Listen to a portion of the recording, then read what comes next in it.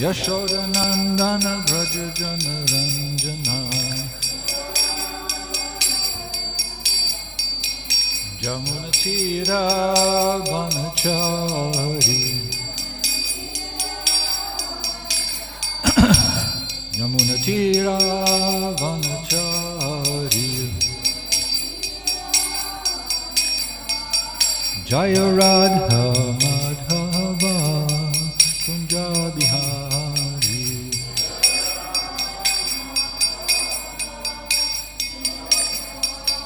Jaya Radha Madhava Kunja Bihari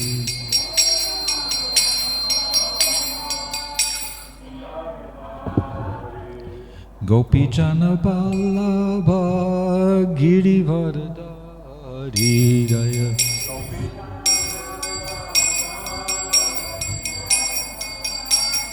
Gopi Jana Ballabha Girivardhari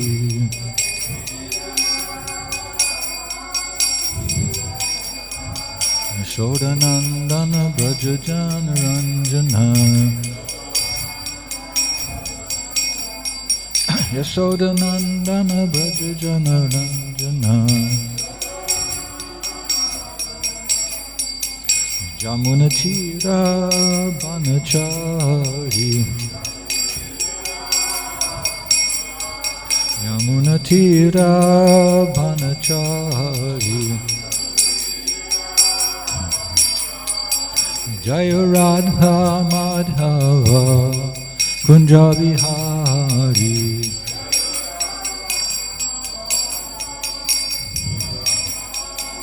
Jaya Radha Madhava Kunja Bihari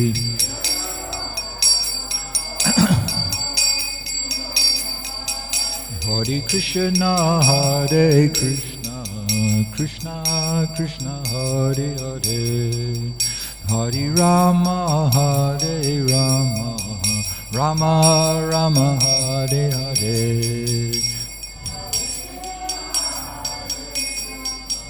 Krishna Krishna Hare Hare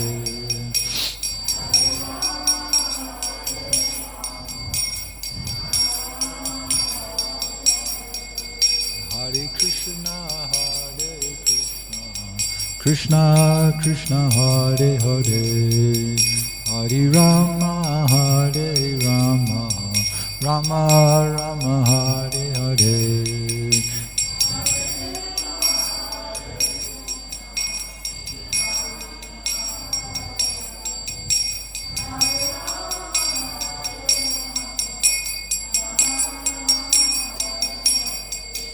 Hare Krishna Krishna Krishna Hare Hare Hare Rama Hare Rama Rama Rama Hare Hare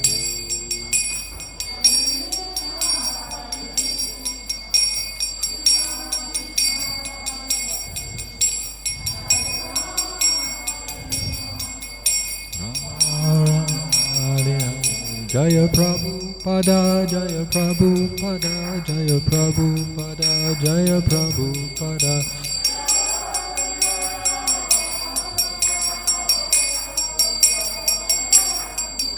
Prabhupada, Prabhupada, Prabhupada, Jaya Jaya Prabhupada.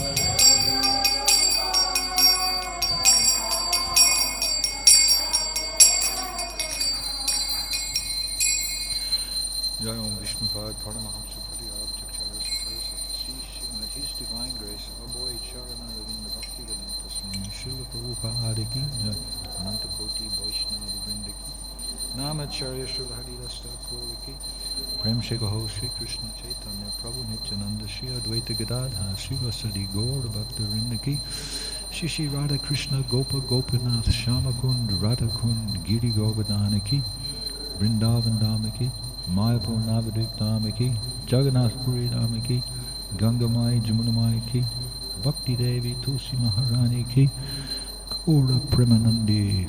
Oh, glorious to the assembled devotees. Oh, glorious to the assembled devotees. Oh, glorious to the assembled devotees. Oh, glorious to Sri Guru and Sri Gauranga.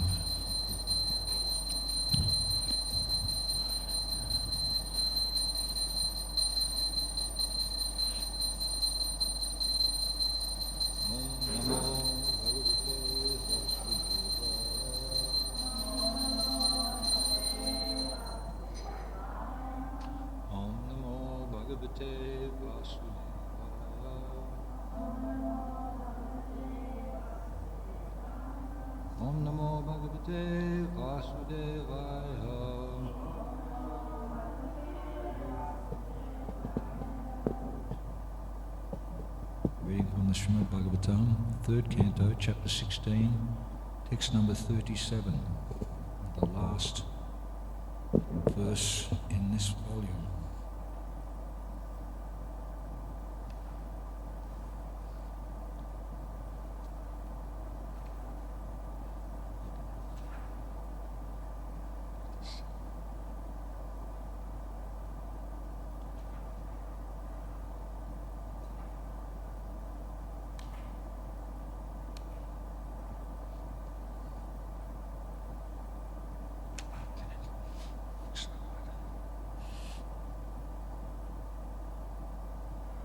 Visvasya yastiti layodbhava hetu adyo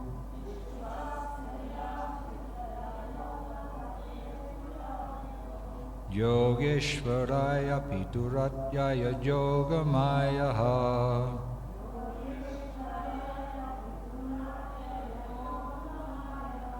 Kshemam vidasyati sano bhagavam stridishas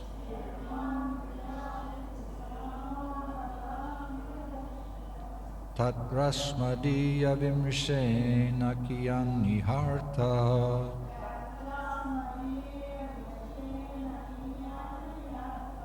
Visvasya yastiti layodbhava hetu adyo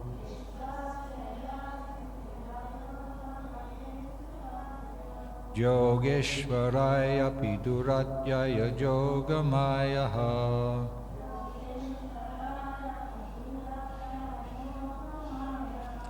Kshemam vidasyati sano bhagavam stridishas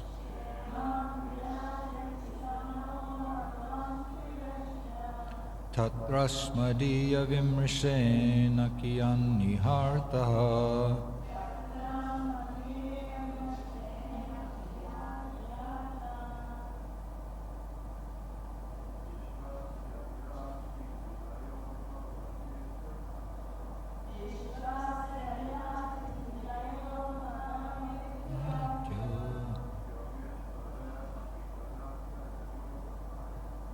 Yogeshvaraya piduratyaya yogamaya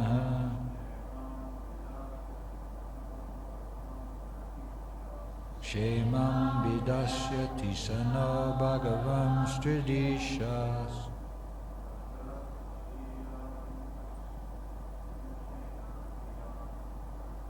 Tadrasmadiya vimrishena kiyanihata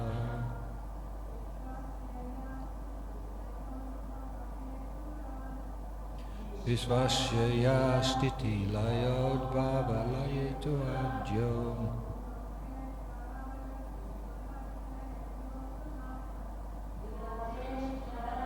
Viduratyaya yogamayaha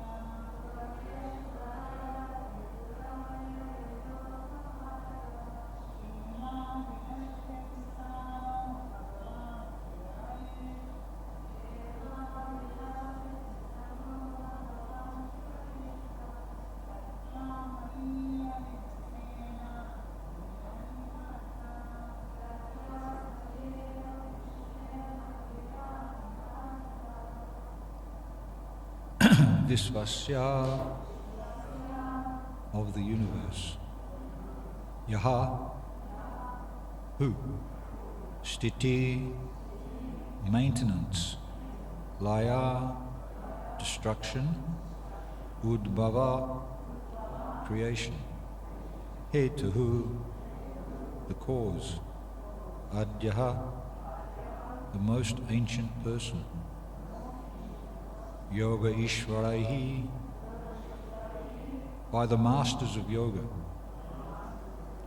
Api, even, duratyaya, cannot be easily understood. Yogamaya, his Yogamaya potency. Shemam, good. Vidasyati, will do. Saha, he, naha, of us. Bhagavan, Supreme Personality of Godhead. Trayadishaha, the controller of the three modes of material nature. Tatra, there. Asmadiya, by our. Vimrishena, deliberation. Kiyan, what? Iha, on this subject. Artaha, purpose. Translation and purport by Srila Prabhupada. My dear sons, the Lord is the controller of the three modes of nature and is responsible for the creation, preservation and dissolution of the universe. His wonderful creative power, Yoga Maya, cannot be easily understood even by the masters of yoga. That most ancient person, the personality of Godhead, will alone come to our rescue. What purpose can we serve on his behalf by deliberating on the subject? Purport.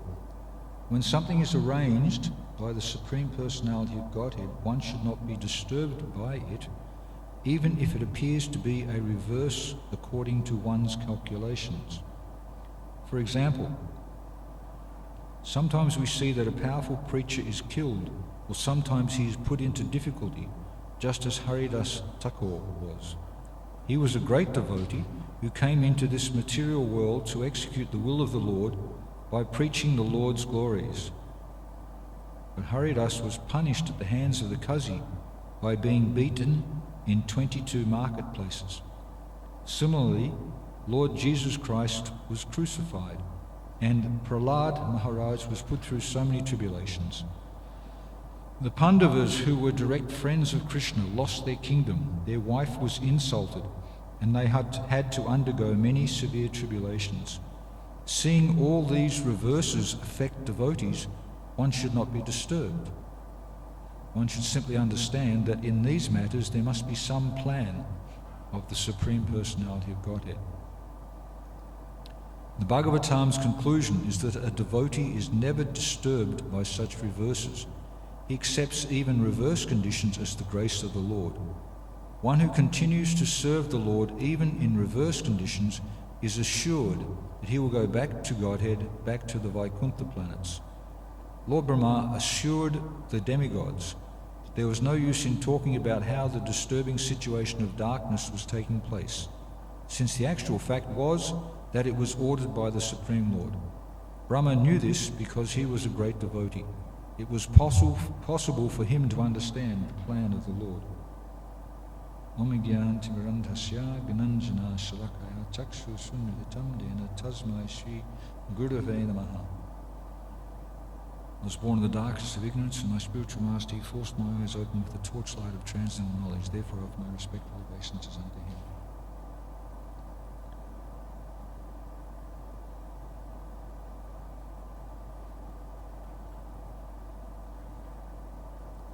Lord Brahma is speaking,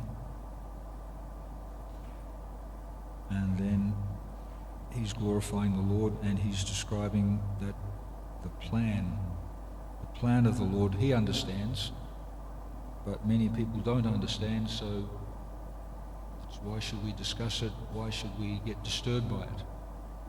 Srila Prabhupada pinpoints in the purport that reverses are always going to be there. And the words he uses appears to be a reverse according to one's calculations. Our perception. So, Lord Jesus Christ is mentioned here, and just different perceptions. There's an anecdote about his preaching. He met a sick person, a sick man, and the man requested help. So Jesus, he recommended that this man should fast for 40 days, complete fast. Nowadays, if you're going to fast, then you get supervision and you take extra precaution and you do. But here, this was just fast. Avoid indulging in food stuff and liquid. Must have taken some liquid. People do water fast. So 40 days. He was sick. He was already weak and frail. And some of Jesus' followers, they questioned him. And the man, he had full faith. He accepted he'd seen miracles performed, so he decided that he would take that advice. After about 20 days, nothing was happening, and some of the followers of Jesus, they started to question. He's going to kill him. What's going on? This is not a treatment. Then further on in the fast, when you fast, all sorts of things start happening. People, they again were wondering, what's the point? And how this torment, how is it going to rectify the situation? And they also lost faith. They left. They couldn't understand the empowered nature of a preacher who was able to perceive a real problem and recommend a real solution.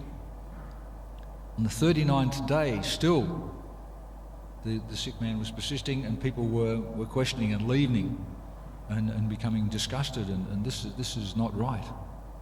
On the last day, still, must fast. How to break a fast, that's another thing. So the recommendation from Jesus was that he should not take anything on the last day, but then he would offer a spoonful of ghee. And people think after all that fasting, then ghee is just, and they just despaired. They understood that this was not correct. The actual fact of the matter was, and Jesus demonstrated it, he took the spoonful of ghee and he put it before the man, and he said, "Don't eat." Again, torment. And he held it before his mouth, and then after about a minute, this huge tapeworm came out. He'd starved the tapeworm. He'd forced the man to not feed the tapeworm, the cause of the disease. He starved the tapeworm. The tapeworm came out. He smashed it with a rock, and then the man started getting better. So different understandings, different perceptions that reverses treatment. You have to be tolerant. You have to be tolerant. Prabhupada also mentions in the purport the Pandavas. Queen Kunti. Queen Kunti is described as Krishna's aunt, very exalted devotee, but because she is the mother of Yudhishthira, who's supposed to be the emperor of the world, then she experiences terrible suffering, terrible torment. She can't understand what's going on.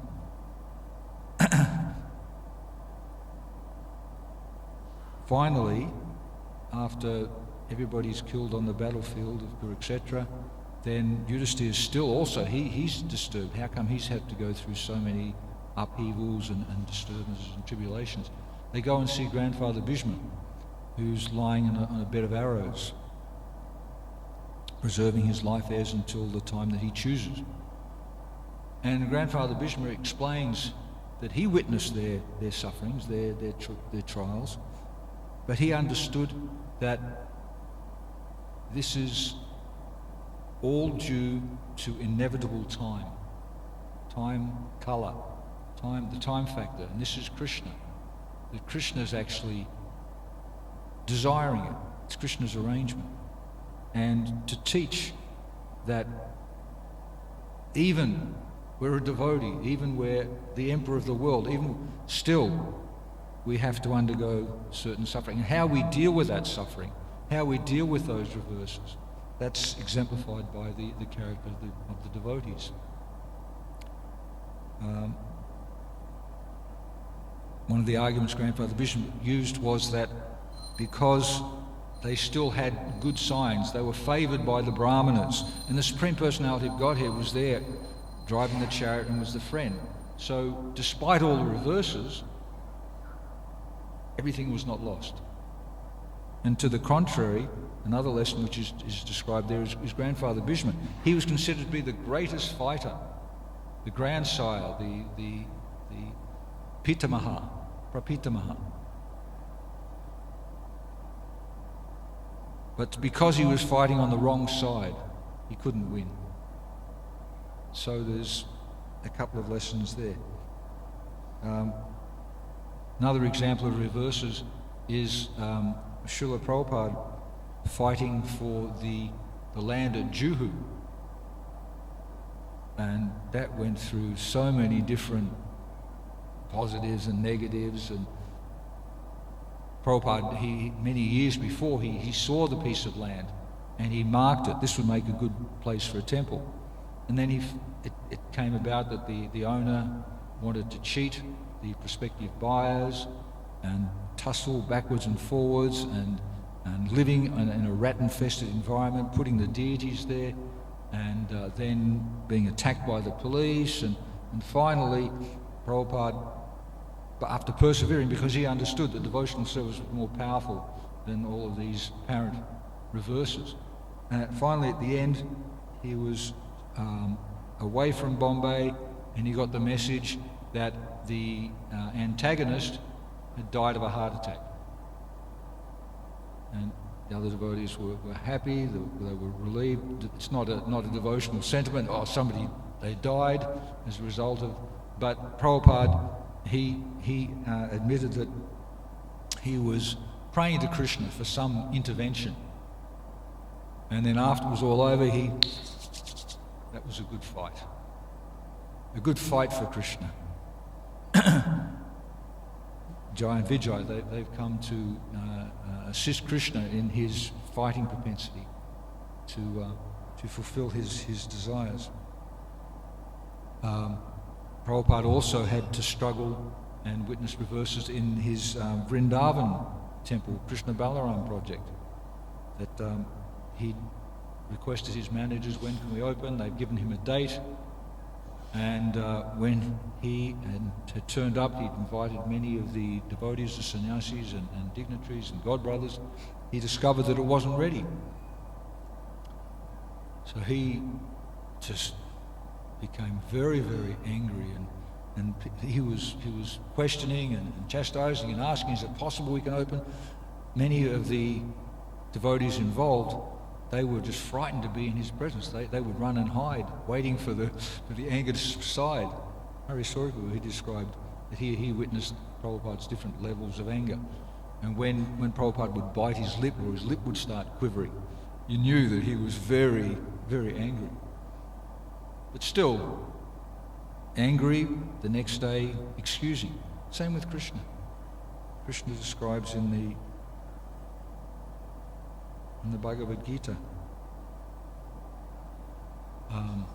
Apiched Sudarachita Bhajate Mam Ananyabhak, that even if one is seen to perform the most abominable activity, if he's rightly situated, then still he's considered saintly.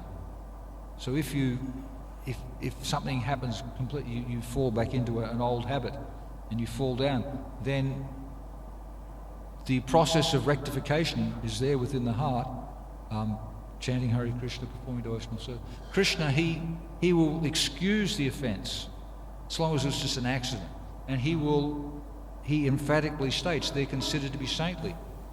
So if in the meantime somebody starts by their own calculations to say, oh, there's something off here, they're not understanding the broader plan, the deeper understanding of the Lord, that He's shown by the example. Sometimes the gurus have fallen down. There's a saying, the bigger they are, the harder they fall. And what's the other one?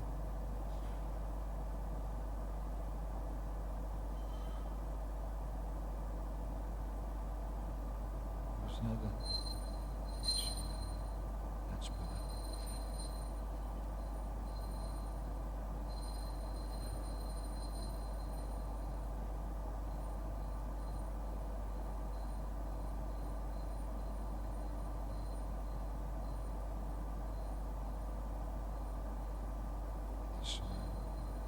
Notes not in order. Krishna, it's Prabhupada describes Krishna, he regards a fault, a disturbance in a devotee's behavior, a good devotee who's just had an accidental fall down, to be just like the marks or the spots of the rabbit on the moon.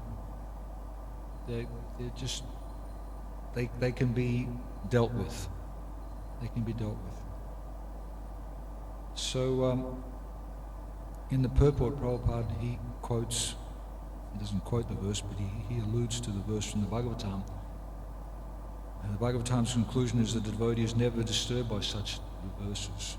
It's from the 10th canto, chapter 14, text number 8.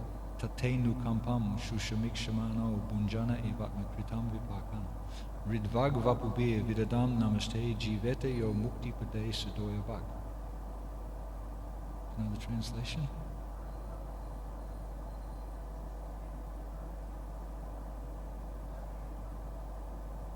Right.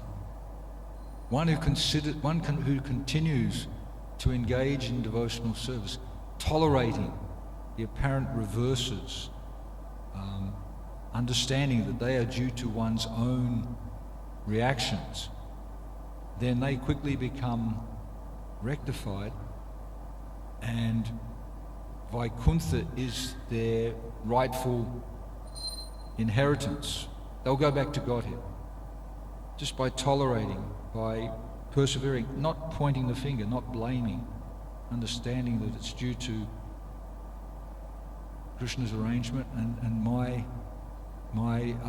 indiscretions, my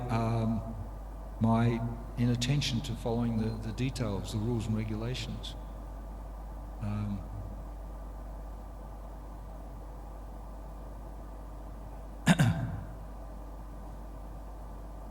When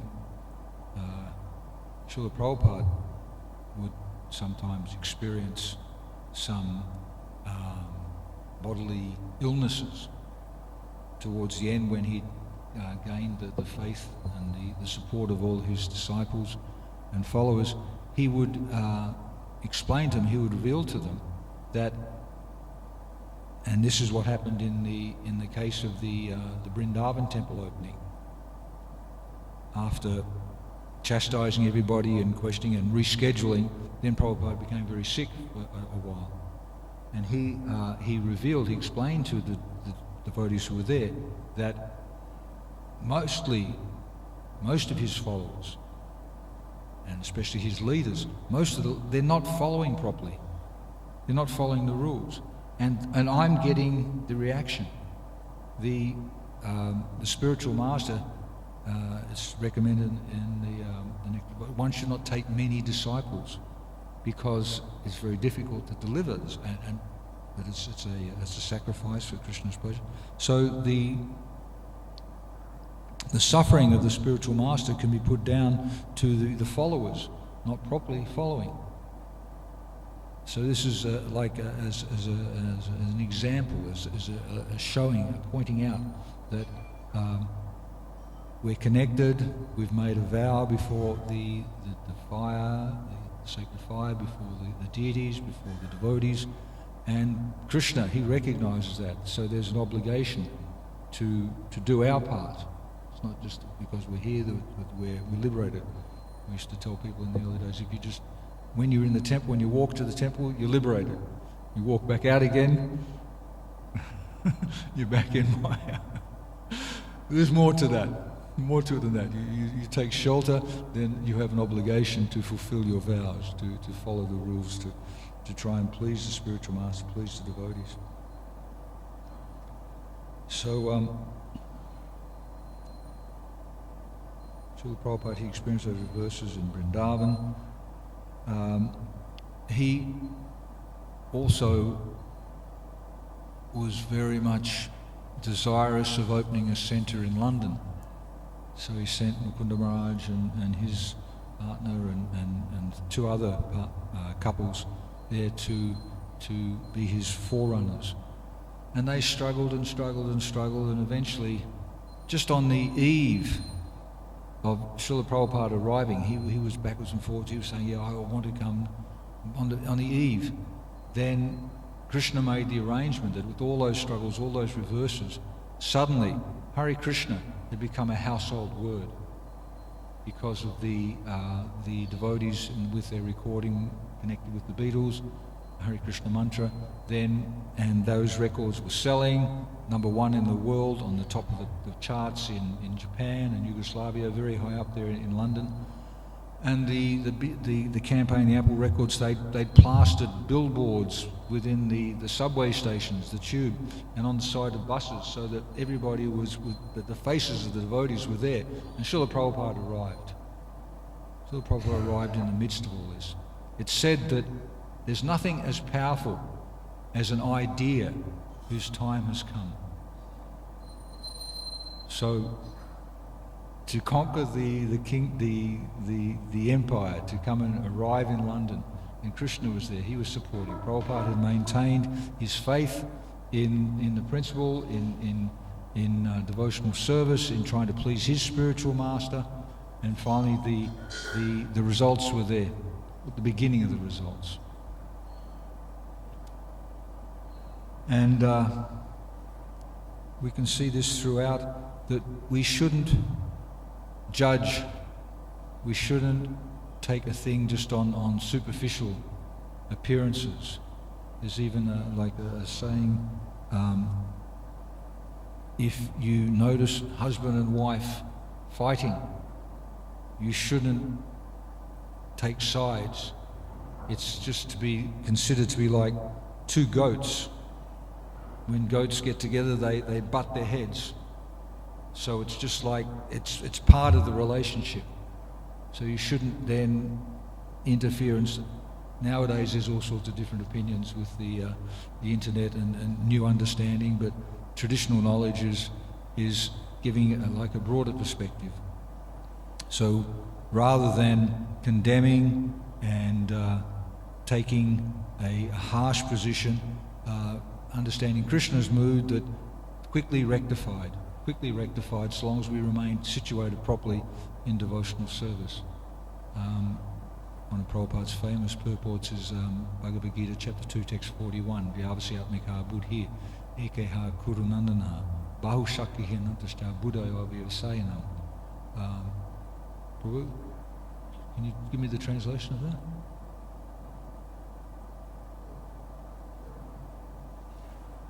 Those who are resolute in purpose, their aim is one. But those who are irresolute, Arjuna, then their path is many-branched, Bahusak. So in the purport, Prabhupada describes that, just at the very beginning of the purport, that Shraddha, faith means that one should understand, and faith is to trust in the sublime. Then Prabhupada quotes Lord Chaitanya. He said, Shraddha Shabde Vishvasa Kore Sudrida Vishchai.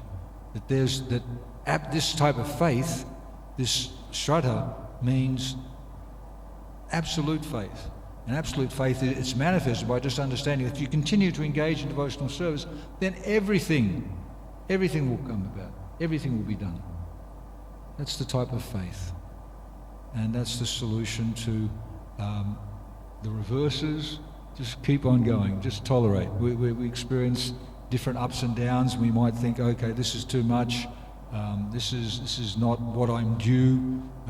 Why is it happening to me? We can have all types of responses, but if we are a little bit steeped in the Shastra, if we have some knowledge, then we'll take a different approach. Let's see what happens. Let's see what Krishna has in store. And Krishna, when he does give a reaction for the devotees, generally it's a token reaction. I cut my finger and I went outside to get some help from the neighbour to put a band-aid on because I couldn't do it myself. And the little son, my grandson, he asked me, what happened? And I said, I bumped into a knife. I got a little token reaction. And it's easy to say, not, damn. It's easy to say that we should have got something much worse, but Krishna is just being a little tap, a little reminder. Sometimes he can give a big tap, sometimes he can take a lump of 4x2 and beat us around the head. We were in Mayapur and we just had a big upheaval. We'd lost all our money and we were lamenting. We heard a class by His Holiness Radhanath Swami, and he gave an analogy which aptly described how we felt. He was saying that sometimes Krishna, we can be put into a situation like experiencing open heart surgery without anaesthetic. Krishna just going to pull out those anartas. He's just going to reveal something that is dirty there that has to go. And the devotee, when they get a little reaction, they get a big reaction, they think, Krishna's so merciful. He's just helping to remove the last vestiges of my enjoying tendency. He's just trying to convince me so that I'll have full faith that the material world is not a place to be and that I want to actually end up as his servant in the spiritual world, engaging in loving relationship with my beloved personality of God, Krishna. So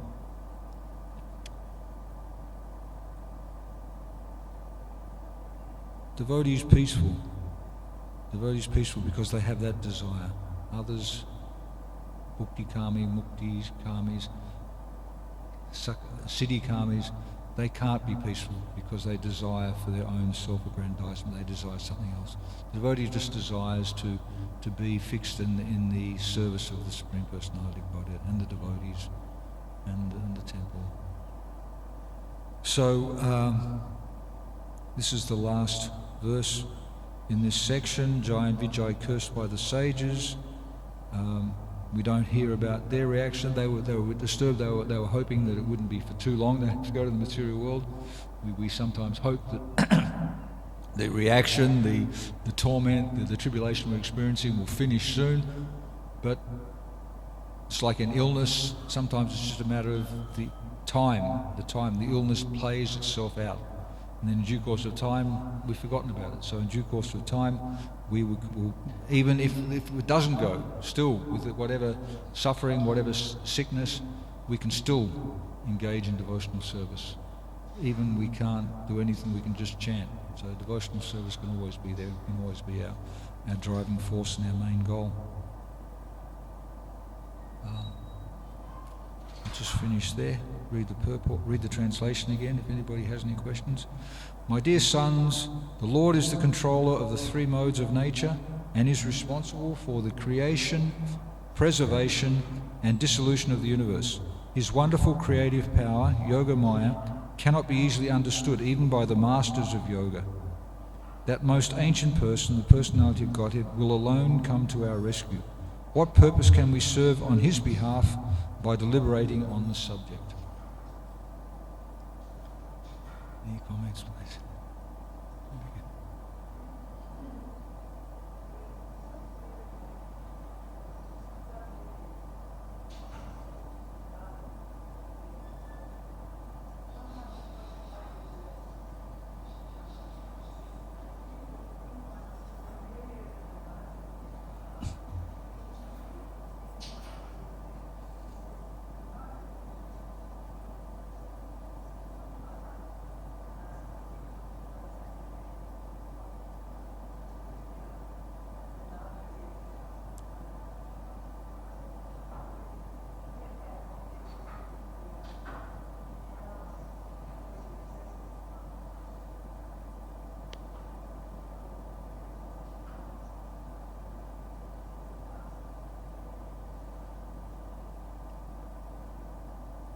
It's difficult. Prabhupada said there's two subjects that are very difficult to understand. That's the position of Lord Shiva and karma. But by associating with devotees and by discussion and by reading, then we can get from different angles of vision, different perspectives on generally what appears to be a problem.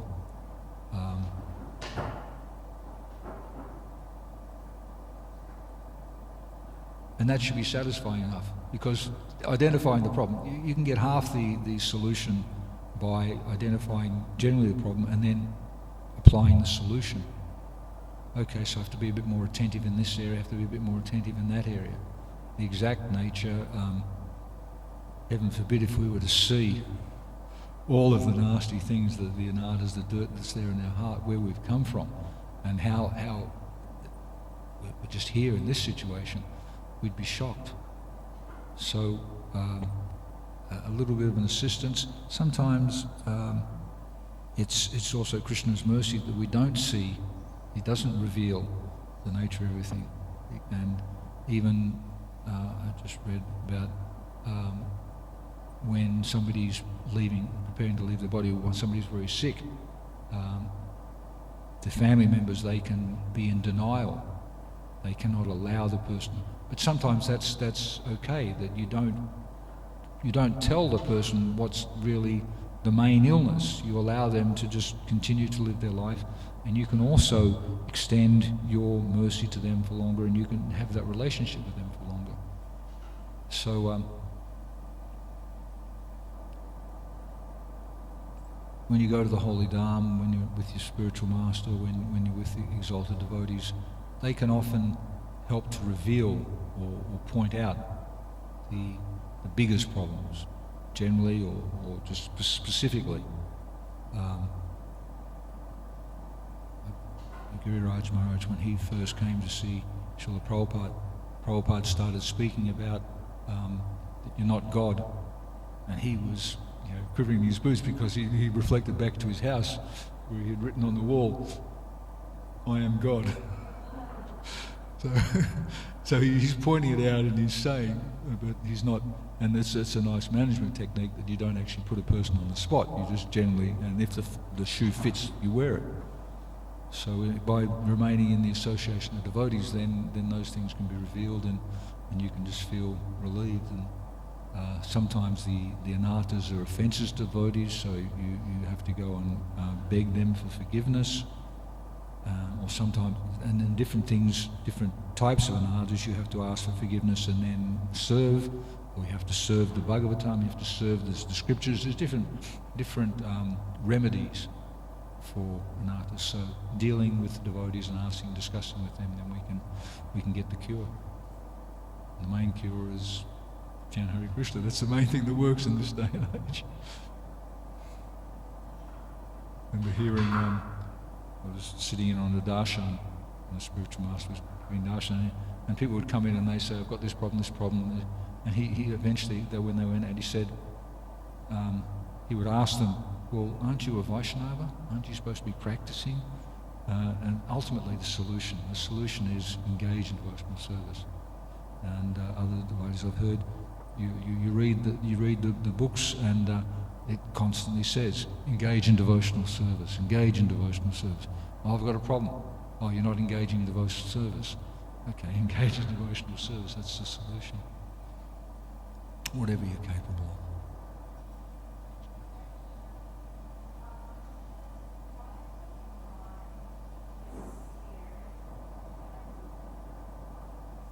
Why does the mind get scared?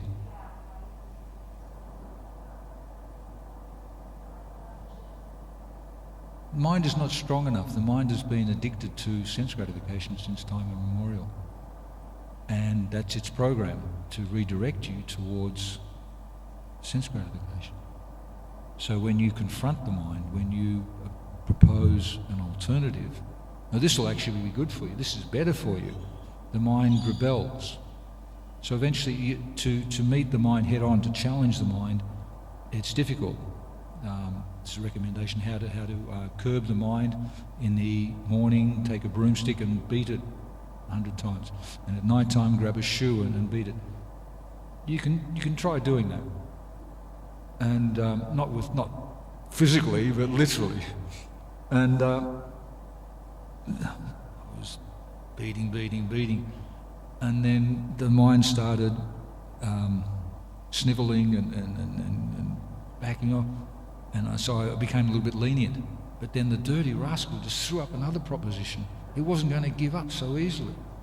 So rather than trying to force, and we practice engaging our senses, restricting by regulated activities, not by crushing, by just improving the quality of our spiritual activity and our spiritual absorption, then eventually the mind will forget about it. The mind will just keep on hearing about the supremacy of devotional service, the supremacy of service to Krishna, the supremacy of engaging in these activities. And it will back off. So it's natural, it's good. You've got to squeeze it a little bit. If you just let it have free rein. Ajita found a book at my father's place. It was from the 1870s or something, a Catholic preacher. And he was saying, if you're not actively fighting against illusion, it means you're in the grips of illusion. So just by fighting, just by presenting, just by engaging in devotional service, that puts up an obstacle to the sense gratification process. And eventually it'll be purified and we just lose a taste. We get the higher taste.